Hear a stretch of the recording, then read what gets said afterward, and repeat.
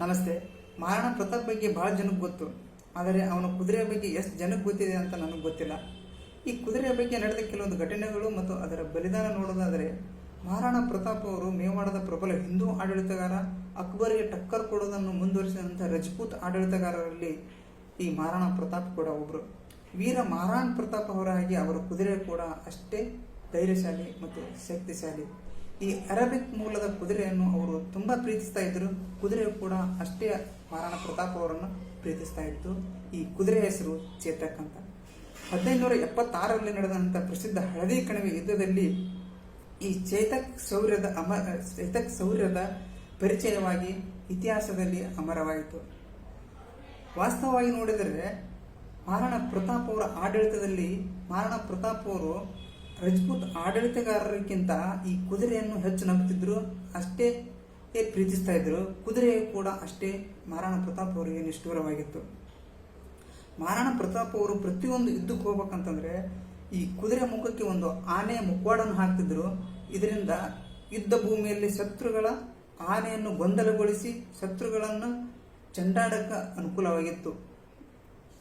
ಒಮ್ಮೆ ಒಂದು ಯುದ್ಧದಲ್ಲಿ ಈ ಚೇತಕ್ ಶತ್ರು ಸೇನೆಯ ಒಂದು ಆನೆಯ ಮೇಲೆ ತಲೆ ಮೇಲೆ ಕಾಲನ್ನಿಟ್ಟಿರುತ್ತೆ. ಮಹಾರಾಣಾ ಪ್ರತಾಪ್ ಅವರು ಒಂದೇ ಏಟಲ್ಲಿ 7 ತಲೆಗಳನ್ನು ತೆಗಿತಾರೆ. ಅವಾಗ ಆ ಚೇತಕ್ ತಲೆಗಳನ್ನು ತೆಳಗ್ ಬಿದ್ದಿದ್ದು ನೋಡಿ ನಿಧಾನಕ್ಕೆ ತನ್ನ ಕಾಲನ್ನು ಕೆಳಗಿಳಿಸ್ಬೇಕಂತಂದ್ರೆ ಆ ಆನೆಗೆ ಕಟ್ಟಿರುವಂಥ ಒಂದು ಕತ್ತಿ ಆ ಕುದುರೆ ಕಾಲಿಗೆ ಬಡಿಯುತ್ತೆ. ಆ ಚೇತಕಿಗೆ ತುಂಬ ನೋವಾಗುತ್ತೆ. ಆದರೆ ಸುತ್ತಲೂ ಶತ್ರು ಸೈನ್ಯವನ್ನು ಗಮನಿಸುತ್ತದೆ. ಯಾಕಂದರೆ ಮೇಲೆ ಕೂತಿರುವಂತಹ ಮಹಾರಾಣಾ ಪ್ರತಾಪ್ಗೆ ಏನಾದರೂ ತೊಂದರೆ ಆಗುತ್ತಂತ ನೋವಾದರೂ ಕೂಡ ಸುಮಾರು 1.5 ಕಿಲೋಮೀಟರ್ ತನ್ನ ಮಾಲೀಕನನ್ನು ಹೊತ್ಕೊಂಡು ಹೋಗಿ ಗಿಡದ ಕೆಳಗಿಳಿಸುತ್ತೆ. ಇಂಥ ಒಂದು ಪ್ರೀತಿ ಮತ್ತು ನಂಬಿಕೆ ಉಳ್ಳಂಥ ಒಂದು ಕುದುರೆ ಚೇತಕ್ ಆಗಿರುತ್ತೆ. ಹಳ್ಳಿಘಾಟಿ ಯುದ್ಧದಲ್ಲಿ ಏನಾಗುತ್ತಂತಂದ್ರೆ, ಹಳ್ಳಿಘಾಟಿ ಯುದ್ಧ ಇನ್ನೂ 4 ದಿನ ಇರುತ್ತೆ.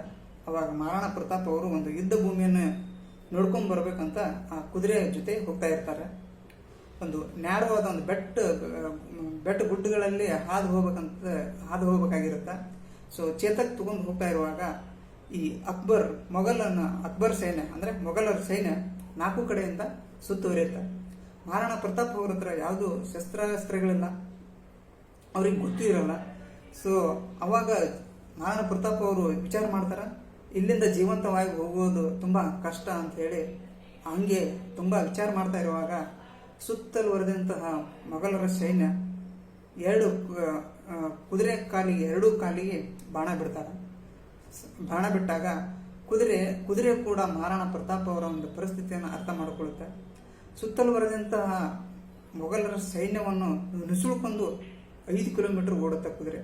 ಈ 5 ಕಿಲೋಮೀಟರ್ ಓಡಿದ ನಂತರ ಅಲ್ಲೊಂದು ನದಿ ಇರುತ್ತೆ. ಆ ನದಿಯನ್ನು ದಾಟ್ಕೊಂಡು ಹೋಗಿ ಆ ನದಿ ಪಕ್ಕಕ್ಕೆ ಮಹಾರಾಣಾ ಪ್ರತಾಪ್ ಅವರನ್ನು ಕೆಳಗಿಳಿಸುತ್ತೆ. ನಿಧಾನಕವಾಗಿ ಕೆಳಗಿಳಿಸಿ ತನ್ನ ಪ್ರಾಣವನ್ನು ಬಿಟ್ಟಿರ್ತಾರೆ.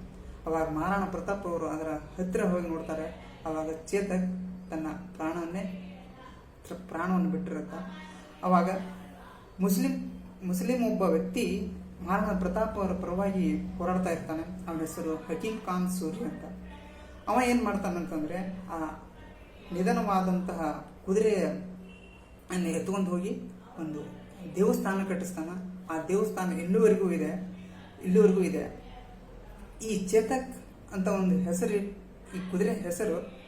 ಆಮೇಲೆ ಬಜಾಜ್ ಕಂಪನಿಯವರು ತಮ್ಮ ಒಂದು ಸ್ಕೂಟರ್ ಇಡ್ತಾರೆ ಚೇತಕ್ ಅಂತ. ಈ ಚೇತಕ್ ಎಷ್ಟು ಮಹಾರಾಣಾ ಪ್ರತಾಪ್ ಅವರಿಗೆ ಸಹಾಯ ಮಾಡಿತು ಅಂತಂತಂದ್ರೆ, ಮಹಾರಾಣಾ ಪ್ರತಾಪ್ ಅವರ ಯಾವುದೇ ಪರಿಸ್ಥಿತಿಯನ್ನು ಅರ್ಥ ಮಾಡಿಕೊಳ್ಳುವಂತ ಒಂದು ಸ್ಥಿತಿ ಚೇತಕ್ಕಿಗೆ ಗೊತ್ತಿತ್ತು. ಆದ್ದರಿಂದ ಮಹಾರಾಣಾ ಪ್ರತಾಪ್ ಅವರು ಅವರ ಹತ್ರ ಯಾವುದೇ ಶಸ್ತ್ರಾಸ್ತ್ರಗಳಿಲ್ಲದೆ ಕೂಡ ಯುದ್ಧವನ್ನು ಹೇಗೆ ಹೆದರಿಸಬೇಕಂತ ಒಂದು ಧೈರ್ಯ ಆ ಮಹಾರಾಣಾ ಪ್ರತಾಪ್ ಅವರಿಗಿತ್ತು. ಧನ್ಯವಾದ. ನಮಸ್ತೆ.